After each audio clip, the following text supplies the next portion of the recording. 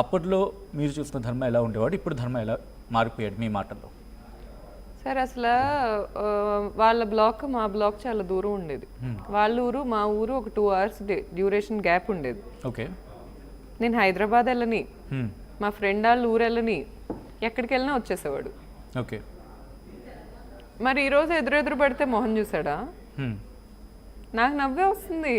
ఎందుకంటే అతను చేసిన తప్పుని పెయింట్ వేసుకోవటానికి ఎంతసేపు కూడా నేనేదో చేశా నేను ఒకవేళ చేస్తే నీకే చెప్తా ధర్మ.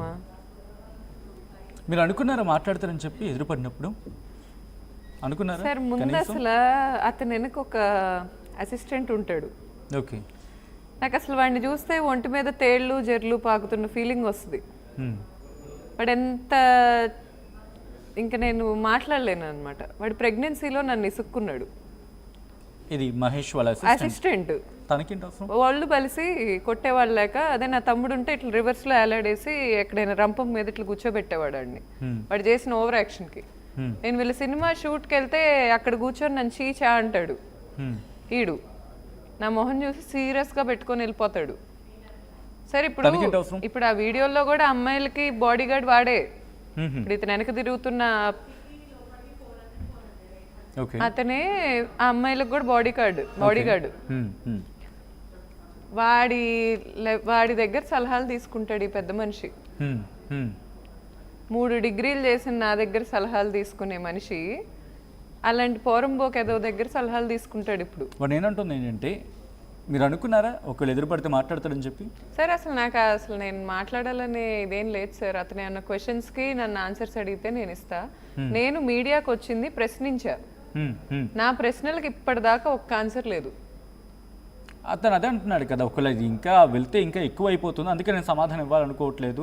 నేను అడుగుతాను, మళ్ళీ తన సమాధానం ఇస్తుంది, మళ్ళీ నేను క్వశ్చన్ చేస్తాను, మళ్ళీ దానికి ఎప్పుడైనా అది ఇంకా ఎక్కువ ప్రొలాంగ్ అవుతుంది, ఇష్యూ పెద్ద అవుతుంది తప్ప సార్ట్ అవ్వదు కదా. సార్ట్ అవ్వాలంటే డివోర్స్ ఇచ్చామనంటే లేకపోతే అని అంటున్నాడు. పంచాయతీలో కూర్చుని ఆయన ఇక్కడ ఎందుకు వచ్చాడు సార్? డివోర్స్ కావాలన్న ఆయన డివోర్స్ నేను కదా ఇచ్చింది, తను ఇవ్వలేదు కదా. సార్ డివోర్స్ ఇవ్వాలి, ఆయన నోటీస్ ఇచ్చాడు. నేను కదా పంపించింది. అది పిటిషన్కి వెళ్ళటానికి చాలా టైం పడుతుంది. మధ్యలో నేను ఇంకో నోటీస్ ఇవ్వచ్చు, నేను కంటెస్ట్కి వెళ్ళొచ్చు, లేకపోతే నేను యాలిమోనీ క్లెయిమ్ చేసుకోవాలనుకోవచ్చు. ఇప్పుడు ఈ అబ్బాయికి రివెంజ్ వచ్చినట్టు నాకు రావచ్చు, ఏమైనా జరగచ్చు. ఎండ్ ఆఫ్ ద డే ఇప్పుడు ఇతను నాకేమీ లేని దానికే నన్ను అన్ని బూతులు తిట్టించాడు, నార్మల్ ఆడియన్స్ని రెచ్చగొట్టి. తిట్టించినప్పుడు ఇంకేంటి సార్? అసలు ఏం చేస్తే దేనికి భయపడాలి నేను? స్టిల్ పంచాయతీకి సిద్ధంగా ఉంది గౌతమి? 100% సార్. ఇప్పుడు రమ్మనండి, ఇటు నుంచి అటు వెళ్ళిపోతా నేను. ఓకే మహేష్, ఒకవేళ మీరు చూస్తే కనుక వచ్చే ప్రయత్నం చేయండి. స్ట్రైట్గా ఒకే ఒక సమాధానం మీ నుంచి తను అడుగుతోంది. ఏంటి ఆ ప్రశ్న ఏంటి ఒకసారి మీరు? ఎందుకంటే మహేష్ కనుక చూస్తూ ఉంటే మీకు కావాల్సింది నేను మహేష్ నుంచి, ఎందుకంటే ఇంతవరకు జరిగింది అంతా ఒక ఎత్తు. నువ్వు నీ బెస్ట్ ఫ్రెండ్ వైఫ్తో ఉన్నావా లేదా? ఆ విషయం ఇప్పుడు మీకు ఎందుకు? అదే సార్, ఇప్పుడు నేను దానికే విడిపోయాను నీ దగ్గర నుంచి. ఎందుకంటే నీ ఫ్రెండ్ని నేను ఒక మరిదిలా చూసా. నువ్వు కూర్చొని ఈ రోజు నువ్వు ఎవరితో పెయింట్లు వేసినా నేను సింగిల్ పర్సన్గా రేపు నాకు ఇంకో సింగిల్ నేను తగులుకుంటా, లేకపోతే అతను వచ్చి నన్ను తగులుకుంటాడు. ఎవరైనా సింగిల్ని, పెళ్ళైన వాళ్ళని కాదు. నువ్వు వెళ్ళి ఎంగిల్ ప్లేట్లు తిని నన్ను ఒక ఎంగిల్ ప్లేట్ అని పేరు ఎట్లా పెడతావు? నేను ఏం చేశానో ప్రూవ్ చేయి. నీకున్న ధైర్యం, నువ్వు అంత అరుచుకుంటా ఇంత కోట్ల మంది ముందు నువ్వు అంత అరిచే బదులు, నేను గౌతమి చేసింది, నీతో రిలేషన్షిప్లో ఉండకముందు నాకు బాయ్ ఫ్రెండ్ ఉన్నాడు, నేనే అడ్మిట్ చేస్తున్నా, నువ్వు చెప్పుకునేదేంటి? నీకు గర్ల్ ఫ్రెండ్ లేదా? ఇప్పుడు అమ్మాయి పేరు చెప్పమంటావా? అంత వాల్యూస్ లేకుండా బతుకుదామా?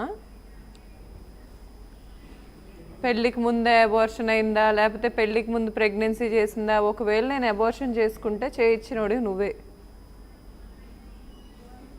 2 చేతులు కలిపితే క్లాప్స్ అన్నారు కదా మీ ఫాదర్. చెంప మీద కొట్టినా క్లాప్ సౌండే వస్తుంది ఒక్క చేత్తో. అంత మాత్రం నన్ను కూర్చొని చెంప మీద వేసి కొట్టుకుంటా ఆ అమ్మాయి చేతితో కొట్టింది అందుకే సౌండ్ వచ్చిందని చెప్పొద్దు. నాకు నువ్వు ఎలిగేషన్ చేస్తున్న వ్యక్తికి 0 సంబంధం, 0. 100% నేను ఆయన్ని చాలాసార్లు నీ బెస్ట్ ఫ్రెండ్ గౌతమ్ బర్త్డేకు ఆయన వచ్చారు శ్రీను గారితో. ఆ రోజు దిగిన ఫోటో నువ్వు చూపించింది. పక్కన మా ఫాదర్ ఉన్నారు వేరే ఫొటోస్లో. ఈరోజు నా ఇన్స్టాగ్రామ్ స్టోరీ చూడు, అదే డ్రెస్లో ఉంటుంది మా ఫాదర్తో దిగిన ఫోటో.